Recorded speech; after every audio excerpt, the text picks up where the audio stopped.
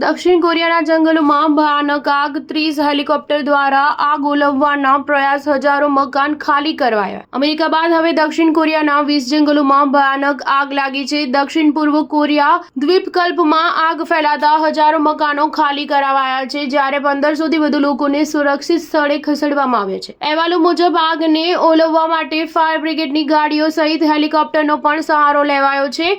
આગ પર કાબુ મેળવવા માટે 30 હેલિકોપ્ટર તેમજ ફાયર બ્રિગેડના અનેક કર્મચારીઓ પ્રયાસ કરી રહ્યા છે।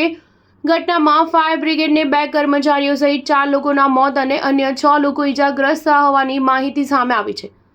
સોશિયલ મીડિયા પર ભયાનક આગના અનેક વિડીયો વાયરલ થઈ રહ્યા છે। વિડીયોમાં જંગલના અનેક વિસ્તારોમાં આગની જ્વાળાઓ તેમજ દૂર દૂર સુધી ધુમાડાના ગોટે ગોટા જોવા મળી રહ્યા છે।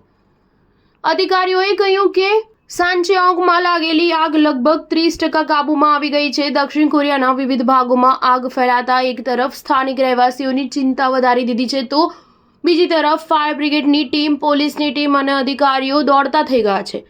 હાલ ફાયર બ્રિગેડની ટીમ આગ ઓલવવા માટે તમામ પ્રયાસો કરી રહી છે। જો કે ભારે ધુમાડો અને તીવ્ર પવનના કારણે આગ પર કાબુ મેળવવો મુશ્કેલ બની ગયો છે। દક્ષિણ ગ્યોંગસાંગમાં પ્રાંતમાં શુક્રવારે શરૂ થયેલી આગ કાબૂમાં આવી શકી નથી। અત્યાર સુધીમાં 300થી વધુ એકર ક્ષેત્રમાં આગ ફેલાઈ ગઈ છે। આગ પર કાબુ મેળવવાનો પ્રયાસ કરી રહેલા ફાયર બ્રિગેડના 2 કર્મચારીઓના મોત થયા છે। અધિકારીઓના જણાવ્યા મુજબ 200થી વધુ લોકો પોતાનું ઘર છોડવા મજબૂર થયા છે, જ્યારે હજારો લોકોને સુરક્ષિત સ્થળે ખસેડવામાં આવ્યા છે। આગમાં કુલ 3286.11 હેક્ટર જમીન ખાક થઈ ગઈ છે।